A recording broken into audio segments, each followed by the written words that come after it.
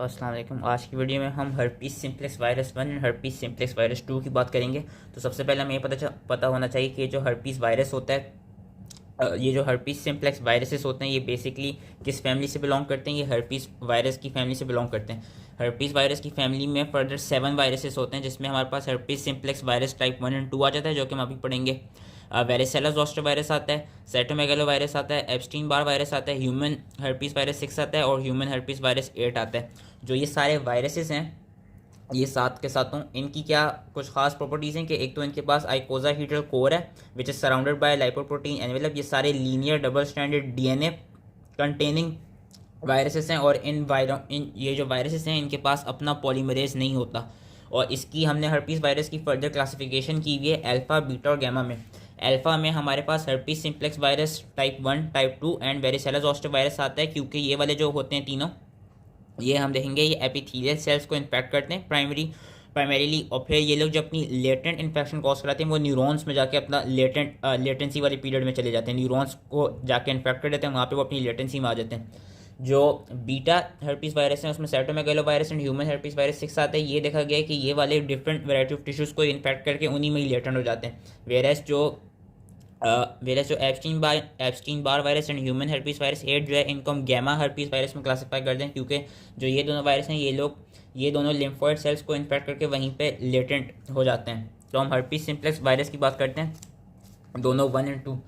इनको डिफ्रेंशिएट करने का मेन क्राइटेरिया है, एक तो हम देखेंगे इनको हम एंटीजेनिकली इनके एनवेलप के थ्रू हम इनको डिफ्रेंशिएट कर सकते हैं। दूसरा, इनके लोकेशन ऑफ लीजन पे ये देखा गया कि जितने भी हर्पीस सिम्प्लेक्स वायरस 1 के जो भी लीजन्स होंगे वो यूजली अबव द वेस्ट होंगे, फेस के लेवल पर, ट्रंक के लेवल पे, नेक के लेवल पे देखे जाएंगे। वेरस जो हर्पीस सिम्प्लेक्स वायरस 2 के लीजन्स होंगे वो यूजली बिलो द वेस्ट होते हैं। हमारा जो जेनिटल एरिया होता है वहाँ पे ज़्यादातर ये अपने कहते हैं लीजन्स कॉज कराते हैं। डिजीज़ जो भी इनकी हम अभी आगे पढ़ेंगे, सारी इंपॉर्टेंट प्रॉपर्टीज़ यही है कि they are differentiated by restriction endonuclease pattern of their genome DNA and by type specific monoclonal antibodies against glycoprotein G. हम इनकी लैब डायग्नोसिस पे पढ़ेंगे, इसके थ्रू हम डिफरेंशिएट कर सकते हैं। इसकी हम ट्रांसमिशन पे आते हैं। जो हर्पीस सिम्प्लेक्स वायरस 1 है वो यूजली कॉन्टैक्ट के थ्रू ट्रांसमिट होता है या वो सलाइवा के थ्रू ट्रांसमिट होता है। बेसिकली इन दोनों वायरस में देखा जाता है कि इन दोनों की जो लीजन होते हैं वो एक वेसिकुलर रैश होता है। तो हर्पीस सिम्प्लेक्स वायरस 1 ऐसा ट्रांसमिट हो सकता है कि अगर तो जो इन्फेक्टेड बंदा हो उसके आपने रैश के साथ कोई कॉन्टैक्ट कर लिया या उसका सलाइवा के साथ कॉन्टैक्ट हो गया तो उसके थ्रू ये वायरस हमको फिर फेस में और नेक में जाके हमको वहाँ पे अपना लीजन प्रोड्यूस करेगा। वायरस जो हर्पीस सिम्प्लेक्स वायरस 2 होता है, क्योंकि वो जेनिटल एरिया पे सारे लीजन्स करा रहा होता है, तो ये यूजली सेक्सुअल कॉन्टैक्ट के थ्रू ट्रांसमिट होता है इसमें। लेकिन ये देखा गया कि ये भी डिफ्रेंशिएशन है कि वो इन्फेक्टेड लोग जो ओरल सेक्स प्रैक्टिस करते हों, उनमें देखा गया कि उन पेशेंट्स में ऐसा हो सकता है कि जो हर्पीस सिम्प्लेक्स वायरस 1 है वो जेनिटल एरिया पे आ जाए और जो हर्पीस सिम्प्लेक्स वायरस 2 है वो फेस के लेवल पे और ओरल कैविटी के लेवल पे आ जाए। वरना यूजली यही होता है कि जो हर्पीस सिम्प्लेक्स वायरस 1 है वो ओरल कैविटी के लेवल पे होता है और फेस के लेवल पे होता है, वेरस जो हर्पीस सिम्प्लेक्स वायरस 2 है वो जेनिटल एरिया पे होता है। और इनकी एक और चीज़ देखी गई जिसके थ्रू ट्रांसमिट होते हैं, स्पेशली हर्पीस सिम्प्लेक्स वायरस 2 में इनकी एक इंपॉर्टेंट प्रॉपर्टी होती है एसिम्प्टोमेटिक शेडिंग। ये हम अभी आगे पढ़ेंगे कि ये होती क्या है। बाकी जो इनके दरमियान डिफरेंसेस है वो हम इस टेबल के थ्रू भी, अगर ये टेबल याद कर लिया तो इनके थ्रू डिफरेंसेस आराम से याद हो जाएंगे। ये टेबल काफ़ी अच्छा दिया हुआ है। इसकी पैथोजेनेसिस क्या है? इसकी पैथोजेनेसिस बेसिकली ये कि ये आपकी स्किन या म्यूकस मेम्ब्रेन पे जाके जिधर भी इसने इन्फेक्ट किया, whether it's herpes simplex virus 1 और 2, इसने जब अपनी जो प्राइमरी साइड पे चला गया वहाँ पे जब जाके इसने इन्फेक्ट कर दिया है तो वो स्किन में या म्यूकस मेम्ब्रेन के अंदर जाके क्या करेगा, वो रेप्लिकेट करेगा। और रेप्लिकेट करने के बाद वो वायरस जो एडजेसेंट न्यूरॉन्स होंगे वहाँ पे वो अपना न्यूक्लियो क्या कहते हैं वहाँ पे वो वायरस और जो उसका न्यूक्लियो कैप्सिड होगा वो उन न्यूरॉन्स जो एडजेसेंट न्यूरॉन्स है वहाँ पे वो थ्रू रेट्रोग्रेड एक्सोनल फ्लो वो वहाँ पे ट्रांसपोर्ट हो जाएगा एंड फिर अपने जो न्यूरॉन्स है वहाँ पे जाके वो करेगा क्या, जो स्पेशली न्यूक्लियस होते हैं न्यूरॉन का, वहाँ पे जाके वो अपनी लेटेंट वाली स्टेट में आ जाएगा। और ये देखा गया कि जो वायरल डीएनए होती है ना, जब वो सेल्स को इन्फेक्ट करती है तो वो उनके जो न्यूक्लियस है वहाँ पे चली जाती है और उनके न्यूक्लियस में जाके, अभी हमने पढ़ा था कि लीनियर होती है, जब वो न्यूक्लियस के अंदर एंटर हो जाती है तो न्यूक्लियस के अंदर एंटर होने के बाद वो जो वायरल डीएनए वो क्लोज सर्कुलर बन जाती है। एंड ये चीज़ याद रखनी है कि वो जो viral DNA it does not integrate into human DNA, कि वो जो जब न्यूक्लियस के अंदर चली जाएगी ना वो जो वायरल जीनोम है तो वहाँ पे फिर ह्यूमन डीएनए के अंदर इंटीग्रेट नहीं होगी, वो वहीं पे ही रहेगी। बस ये याद रखना है कि जब वो वहाँ पे रेप्लिकेट करेगा तो रेप्लिकेट होने के बाद जो प्रोजेनी वायरस रेप्लिकेट होगा और जो उसका न्यूक्लिक एसिड होगा वो फिर जो एडजेसेंट न्यूरॉन्स होंगे वहाँ पे जाके वो लेटेंटली इन्फेक्ट कर देगा, उनको लेटेंट पीरियड में एक आ जाएगा। और ये चीज़ देखी गई है कि जो हर्पिस सिम्प्लेक्स वायरस होता है वो यूजली जो सेंसरी गैंग्लियन सेल्स होते हैं वहाँ पे जाके लेटेंट होता है। अब इनकी लोकेशन याद रखनी है, सिंस हर्पिस सिम्प्लेक्स वायरस 1 जो है वो फेस के लेवल पे जो आपकी ओरल कैविटी है उस लेवल पे इन्फेक्ट कर रहा है, तो ये लेटेंट कहाँ पे होते हैं, ये लेटेंट ट्राइजेमाइनल गैंग्लिया पे होते हैं, क्योंकि trigeminal ganglia is closest to your oral cavity, whereas जो हर्पिस सिम्प्लेक्स वायरस 2 है सिंस ये जेनिटल एरिया में इन्फेक्ट कर रहा है तो ये लेटेंट कहाँ पे होता है, ये लंबर और सैक्रल गैंग्लिया के लेवल पे जाके ये लेटेंट हो जाता है। लेकिन ये जो जब ये लेटेंट होगा इट कैन बी रीएक्टिवेटेड, और ये रीएक्टिवेटेड कैसे होगा अपनी लेटेंट स्टेट से, कुछ डिफरेंट इंड्यूसर्स होते हैं इसके, जिस तरह सनलाइट हो गई, हार्मोनल चेंजेस हो गई, ट्रॉमा हो गया, स्ट्रेस हो गया या फीवर हो गया, इसके थ्रू ये जो लेटेंट वायरस है ये फिर वापस रीएक्टिवेट हो जाएगा और फिर रीएक्टिवेट होकर अपना ये वही जो करंट लीजन्स कॉज कराने लगेगा। उसका लीजन यही होता है, इसमें जो मेन टिपिकल जो इसका लीजन होता है वो ये होता है कि ये वेजिकल्स कॉज कराता है, और वो जो वेजिकल होते हैं उनके अंदर बेसिकली सिरस सा फ्लूइड होता है, उन वेजिकल्स के अंदर वायरस पार्टिकल्स होते हैं और उन वेजिकल्स के अंदर सेलुलर डेब्री होती है। तो ये इसका ये याद रखनी है, ये जो मेन प्राइमरी लीजन है वो है वेजिकल या वेजिकुलर रैश। और ये देखेगा कि जब वो वेजिकल फटता है ना तो उसके थ्रू भी वायरस लिबरेट हो जाता है और डिफरेंट इंडिविजुअल्स में जाकर ट्रांसमिट हो सकता है। एंड दूसरा, उसके बेस पे जिधर वो वेजिकल बना है उसके बेस पे हमें मल्टी न्यूक्लिएटेड जायंट सेल्स मिलते हैं, जो कि इसकी एक टिपिकल फाइंडिंग है इस वेजिकल की। बाकी स्किन जो लीजन्स है, जब ये वेजिकल फॉरन नहीं बन जाता, इसकी स्किन लीजन बनने की एक साइक्लिक ऑर्डर होता है कि यूजली सबसे पहले एरिज्मा होता है विच इज़ रेडनेस, एरिज्मा से पेप्यूल्स, पेप्यूल्स के बाद वेजिकल्स बनते हैं और फिर वेजिकल्स या तो फट के अल्सर्स बन सकते हैं और फिर वो एंड कर सकते हैं क्रस्ट में। और जो ये वेजिकल्स होते हैं यहाँ पे हमको काफ़ी इचिंग होती है। इसका मैंने कहा कि ये जो लेटेंट पीरियड है, लेटेंट पीरियड के बाद ये रिएक्टिवेट हो सकता है, रिकरेंट हो सकता है। आगे हम पढ़ेंगे सबसे ज़्यादा ये देखा जाता है कि जो हर्पिस सिम्प्लेक्स वायरस 2 है उसकी ज़्यादा रिकरेंट फॉर्म देखी गई है, हर्पिस सिम्प्लेक्स वायरस 1 की भी रिकरेंट फॉर्म होती है पर इतनी नहीं होती। क्लिनिकल फाइंडिंग्स क्या हैं, clinical findings are important and याद रखनी है। हर्पिस सिम्प्लेक्स वायरस 1 के लिए जो ये 4 हैं, इन 4 को तो हर हाल में याद रखना है क्योंकि दे आर इंपॉर्टेंट। बाकी 5 अगर याद हो सकती तो ठीक है, नहीं याद हो सकती तो भी कोई बात नहीं। सबसे पहली है जिंजिवोस्टोमाटाइटिस, वो जो कि चिल्ड्रन में होता है क्योंकि ये माउथ के लेवल पे ओरल कैविटी को इन्फेक्ट करे तो इसमें जिंजिवोस्टोमाटाइटिस देखा जाता है, जिसके साथ हमें मिलता है फीवर, इरिटेबिलिटी और vesicular lesions in the mouth. और जो इसकी प्राइमरी फॉर्म होती है, जब प्राइमरीली जब ये लीजन कॉज कराता है हर्पिस सिम्प्लेक्स वायरस 1, वो ज़्यादा सिवियर होती है कंपेयर टू इसकी रिकरेंट फॉर्म। और वो जो लीजन होता है it usually heal spontaneously in 2 to 3 weeks.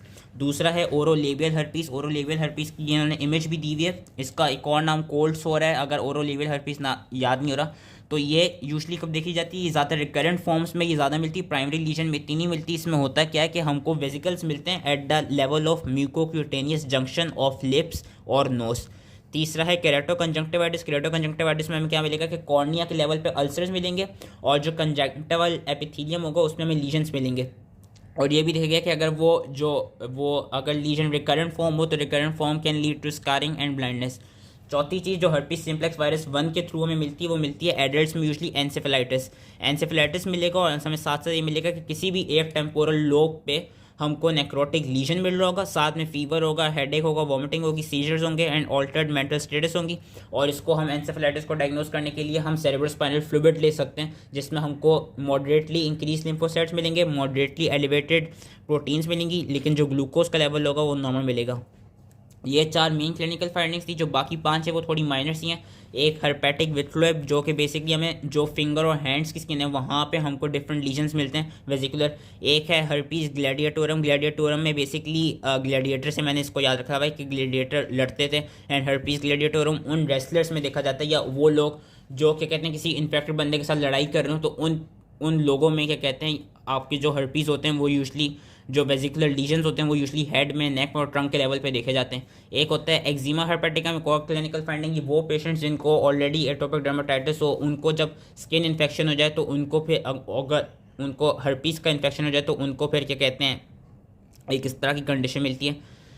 जो एक और इंपॉर्टेंट चीज़ उसमें याद रखनी है वो है डिसेमिनेटेड इन्फेक्शंस। जो हर्पीस सिम्प्लेक्स वायरस 1 है स्पेशली अगर वो किसी इम्यूनो कॉम्प्रोमाइज पेशेंट को हो जाए तो उनमें वो डिसेमिनेटेड इन्फेक्शंस कराएगा। डिसेमिनेटेड इन्फेक्शंस हमें जो हर्पीस सिम्प्लेक्स वायरस 2 है उसके साथ इतने नहीं मिलते, 1 के साथ काफ़ी मिलते हैं, जिस तरह ईसोफेजाइटिस मिल सकता है, न्यूमोनिया मिल सकता है, या वो डिफरेंट विसरास में जाके डिफरेंट विसरास को बेसिकली इन्फेक्ट कर सकता है। एंड लास्टली जेनेटल हर्पीस मैंने अभी का हर्पीस सिम्प्लेक्स वायरस 2 के साथ ज़्यादा इंपॉर्टेंट है, लेकिन हर्पीस सिम्प्लेक्स वायरस 1 में उस केस में मिलेगा कि लेट्स सपोज कोई इन्फेक्टेड पर्सन ओरल क्या कहते हैं, कोई इन्फेक्टेड कपल ओरल सेक्स कर रहे हो, तो ओरल सेक्स में हो सकता है कि जो हर्पीस सिम्प्लेक्स वायरस 1 है वो दूसरे बंदे के जेनेटल एरिया के थ्रू फिर किसी क्या कहते हैं उसकी डिफरेंट पर्सन की वो फेस को जाके इन्फेक्ट कर दे। तो ये क्लिनिकल फाइंडिंग्स थी, जिनमें से मेन चार जो थे हमें याद रखनी है वो याद रखनी है जिंजिवोस्टोमाटाइटिस, ओरोलेबल हर्पीस जिसका कौन नाम है कोल्ड सोर्स, केराटोकंजंक्टिवाइटिस एंड एंसेफेलाइटिस। अब आ जाते हैं herpes simplex virus 2। Herpes simplex virus 2 की तीन मेन क्लिनिकल फाइंडिंग्स हैं। एक तो ये कि हमें जेनेटल एरिया पे, दोनों मेल और फीमेल के जेनेटल एरिया पे और एनल एरिया पे हमको लीजन्स मिलते हैं, और इसका याद रखना है कि जो इसका प्राइमरी लीजन होता है वो काफ़ी सवेयर होता है और काफ़ी पेनफुल होता है compare to its recurrent lesion, और उसके साथ साथ हमको फीवर भी मिल सकता है और इंग्वाइनल एडिनोपैथी भी मिल सकती है जेनेटल लीजन्स के साथ। बाकी ये देखा गया कि इसमें मैंने जो चीज़ समझानी थी एसिम्प्टोमेटिक शेडिंग, कि जितने भी हर्पीस सिम्प्लेक्स वायरस 2 के इन्फेक्शंस होते हैं एक तो वो सबसे ज़्यादा रिकरेंट होते हैं और एसिम्प्टोमेटिक होते हैं। इसमें देखा गया है कि मेल्स में जो वो हर्पीस सिम्प्लेक्स वायरस होगा वो प्रोस्टेट या यूरिथ्रा के लेवल पे जाकर इन्फेक्ट कर देगा पर वो एसिम्प्टोमेटिक होगा, वेरस फीमेल्स में वो सर्विक्स के लेवल पे जाकर इन्फेक्ट कर देगा पर एसिम्प्टोमेटिक होगा। अब ये इंपॉर्टेंट क्यों है? ये इंपॉर्टेंट इसलिए क्योंकि इसने बेसिकली फीमेल्स में इंपॉर्टेंट इसलिए कि इसने सर्विक्स के लेवल पे इन्फेक्ट किया होता है, लेकिन वो शेड हो रहा होता है, गिर रहा होता है। गिर के कहाँ जा रहा होता है? बर्थ कैनाल में जा रहा होता है। बर्थ कैनाल में जाने की वजह से ये क्या करा सकते हैं? ये करा सकते हैं जो इसकी दूसरी क्लिनिकल फाइंडिंग है न्यूनेटल हर्पीस। जो न्यूबॉर्न बेबीज़ हैं उनमें हर्पीस मिलते हैं। उनमें हर्पीस क्यों मिलते हैं? कि कोई ऐसी फीमेल हो जिसमें ड्यू टू एसिम्प्टोमेटिक शेडिंग, जिसके बर्थ कैनाल पे भी हर्पीस का वायरस प्रेजेंट हो, तो जब baby during normal delivery born हो रहा होगा, so there is a chance कि वो के थ्रू बर्थ कैनाल जो हर्पीस का वायरस है उसको कैच कर ले एंड देन उसके थ्रू इन्फेक्टेड हो जाए। तो उसकी दूसरी क्लिनिकल फाइंडिंग है न्यूनेटल हर्पीस। और ये लिखा गया कि अगर हमें पहले से पता चल जाए कि किसी फीमेल को अगर हर्पीस सिम्प्लेक्स वायरस हो, तो हम उन पेशेंट्स में उन फीमेल्स की बेबीज़ में न्यूनेटल हर्पीस को प्रिवेंट करने के लिए हम क्या करा सकते हैं? हम उनको सिजेरियन सेक्शन के थ्रू उन बेबीज़ की बर्थ करा सकते हैं, क्योंकि उसके थ्रू फिर वो जो वायरस होगा उससे प्रिवेंट हो जाएंगे। बाकी ये देखा गया कि अगर कोई ऐसी प्रेग्नेंट फीमेल हो जिसको प्रेगनेंसी के दौरान प्राइमरी लीजन हुआ, और एक तो याद रखना है कि जो प्रेगनेंसी के दौरान प्राइमरी लीजन होता है हर्पीस सिम्प्लेक्स वायरस का, वो यूजली थर्ड ट्राइमेस्टर में देखा जाता है। इसकी एक इंपॉर्टेंट चीज़ ये है कि अगर किसी फीमेल को कंपेयर टू वो फीमेल जिसको ऑलरेडी हर्पीस सिम्प्लेक्स वायरस हो चुका है, हर्पीस सिम्प्लेक्स वायरस 2 हो चुका है, अगर वो फीमेल जिसको प्रेगनेंसी के वक्त प्राइमरी लीजन हो जाए हर्पीस सिम्प्लेक्स वायरस 2 का, तो वो ज़्यादा डेंजरस होगा कंपेयर टू दैट फीमेल जिसको ऑलरेडी हो चुका है। क्यों ज़्यादा डेंजरस होगा? इसलिए ज़्यादा डेंजरस होगा क्योंकि एक तो प्राइमरी इन्फेक्शन में सबसे ज़्यादा वायरस की क्वांटिटी प्रोड्यूस होती है, और दूसरा जब प्राइमरी इन्फेक्शन होगा तो वो जो प्रेग्नेंट फीमेल होगी उसकी बॉडी में वो नहीं बनी होंगी, एंटीबॉडीज़ नहीं बनी होंगी, वेरस दैट फीमेल पेशेंट जिसको ऑलरेडी एक दफ़ा हर्पीस सिम्प्लेक्स वायरस 2 हो चुका है, तो उसकी ब्लड में हमारे पास IgG होंगी, वो एंटीबॉडीज़ होंगी, जो फिर अगर दोबारा हो भी जाए उसको उस फीमेल को जो रिकरेंट वाली है उसको अगर दोबारा हो भी जाए तो उसकी एंटीबॉडीज़ में, उसकी ब्लड में ऑलरेडी एंटीबॉडीज़ प्रेजेंट होंगी जो कि हमारे पास प्लासेंटा को क्रॉस करके बेबी में चली जाएंगी। तो एक ये इसकी बस एक छोटा सा पैराग्राफ था कि जो serious neonatal infection they are more likely to occur when the mother is experiencing a primary herpes compared to the recurrent infection।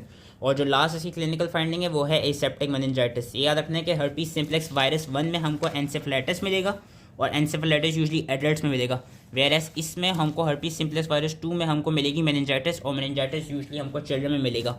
और जो वेसिकुलर लीजन होता है वो पहले एक एरिथेमेटस सा रैश बनता है। वो रैश बनता है कि वो रैश बेसिकली बनता है due to immune mediated reaction to the presence of herpes simplex virus antigen, इसलिए वो रैश बनता है। लैब डायग्नोसिस क्या है? लैब डायग्नोसिस हम थ्रू PCR या through nucleic acid amplification test हम जो उस वायरल की DNA है डबल स्टैंडर्ड DNA उसको हम डिटेक्ट कर सकते हैं थ्रू PCR एंड नेट। उसके अलावा और क्या स्पेसिफिक टेस्ट डिफरेंशिएट करने के लिए ELISA हम यूज़ कर सकते हैं, जिसमें हम वायरस स्पेसिफिक ग्लाइकोप्रोटीन्स को डिटेक्ट कर सकते हैं by using monoclonal antibody against glycoprotein G। उसके थ्रू हम HSV1 और HSV2 को डिफरेंशिएट कर सकते हैं।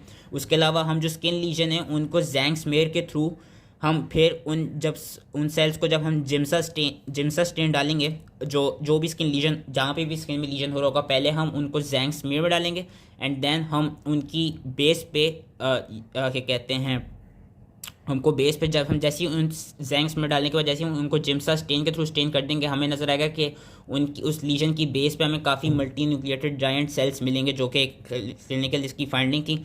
बाकी आप जो वेजिकुलर फ्लूइड है उसमें अगर कोई जो वेजिकुलर फ्लूइड है उसको भी आप थ्रू क्या कहते हैं डायरेक्ट फ्लोरेसेंट एंटीबॉडी टेस्ट के थ्रू डिटेक्ट कर सकते हैं कि उसमें हर्पीस सिम्प्लेक्स वायरस प्रेजेंट है या नहीं है।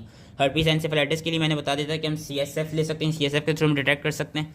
बाकी कुछ सीरोलॉजिक टेस्ट भी होते हैं जिस तरह न्यूट्रलाइजेशन टेस्ट, लेकिन ये वाले सीरोलॉजिक टेस्ट होते हैं इसका ये देखा गया कि यूजली जो प्राइमरी इन्फेक्शन हैं उनको डायग्नोस कर देते हैं, लेकिन रिकरेंट इन्फेक्शन को डायग्नोस नहीं कर पाते, क्योंकि ये देखा गया कि जो प्राइमरी लीजन होता है, जो प्राइमरी इन्फेक्शन होता है, उसमें ज़्यादा एंटीबॉडी प्रोडक्शन हो रही होती है compare to the recurrent form.